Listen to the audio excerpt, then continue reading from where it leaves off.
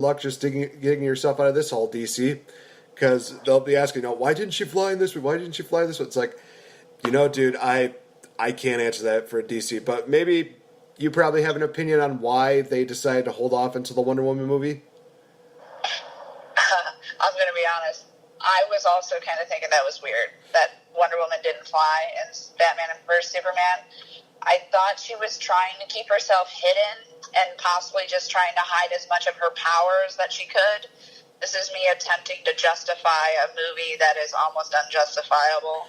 So, okay, I'm trying to go off of the trend that they were having her be as secretive as possible. So if you're being as secretive as possible, you're not going to show them all your skills. You don't maybe want these people who you don't know and these other super beings to know that you have the ability of flight.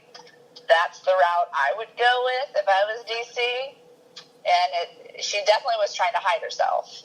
So if she can fly in this one, it's because, she can fly. Wonder Woman has the ability of flight. So if she can fly in this one, good, because that is one of her main powers. Is like, she can fly. She's a god, like a demigod. So I'm happy that she can fly. We'll see what happens during the Wonder Woman movie. It is kind of surprising that they would definitely leave that major deal out there. And, maybe to your point, that's what they did. Maybe they were just saying like, oh, she's not, going to show off, her full potential just yet. We're just going to hold off on that until, of course, either Wonder Woman or Justice League, doesn't matter. But, I guess it's a form of injustice, not plugging, Injustice 2 that is obviously out right now. So awesome. It came out Tuesday. Correct.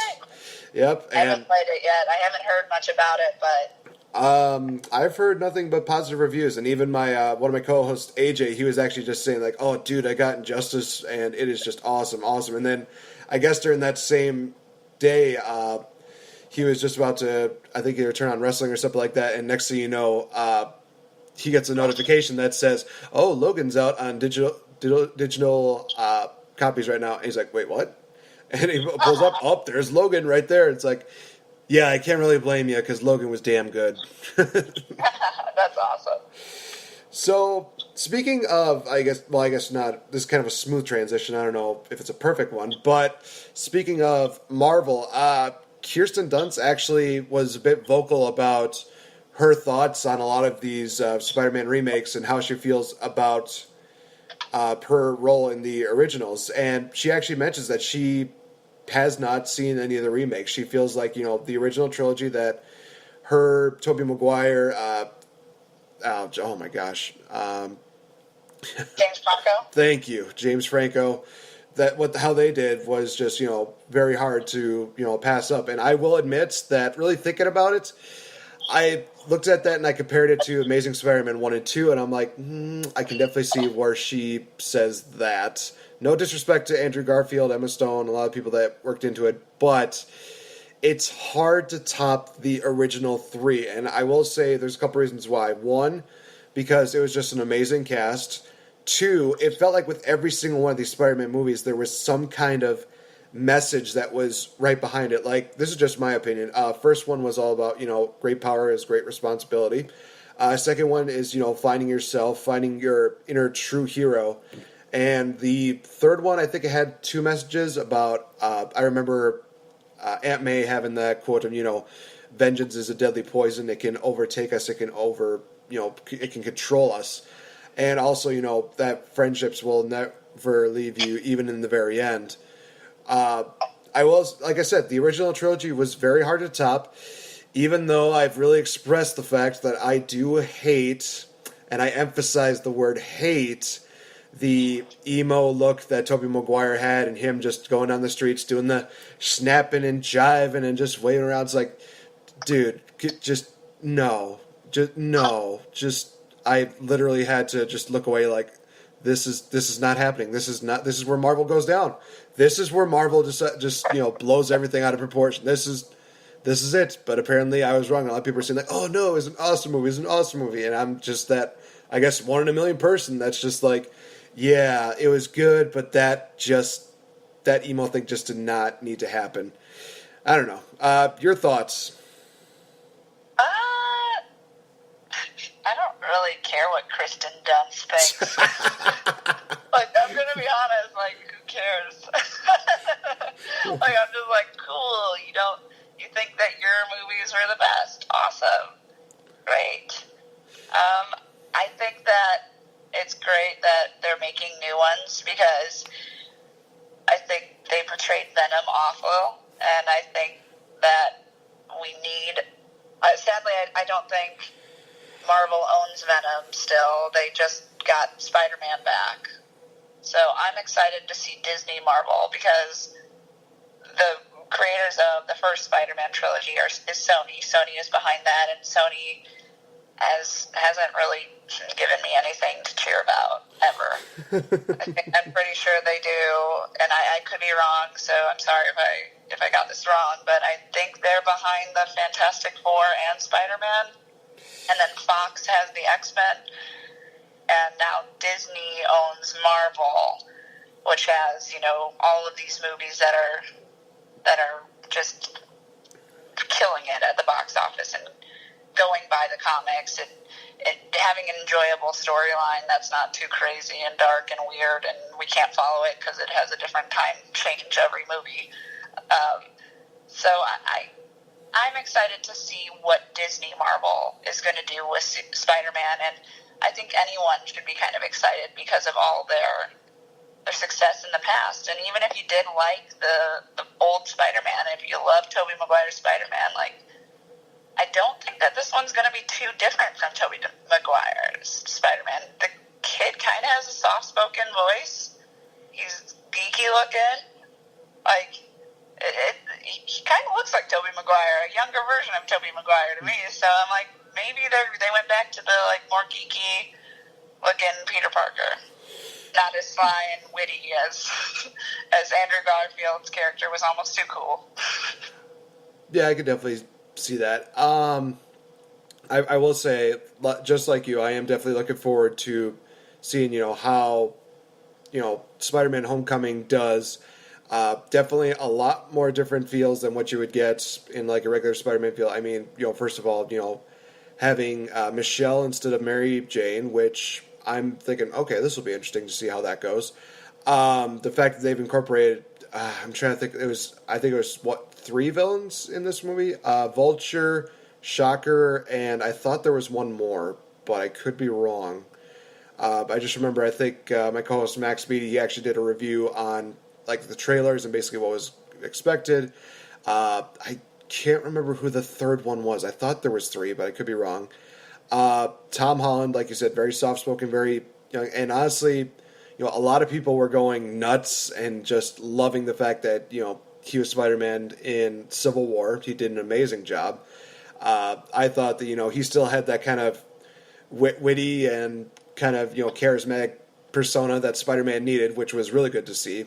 I mean, honestly, if you, oh gosh, the fact that they incorporated a, Spider-Man, not Spider, Star Wars reference in a Marvel movie, of course it's owned by Disney, but still, it's one of those things where it's the fact they put a Star Wars reference in a Marvel movie, that's just awesome. That is just flat out amazing. They incorporate actually modern day pop culture.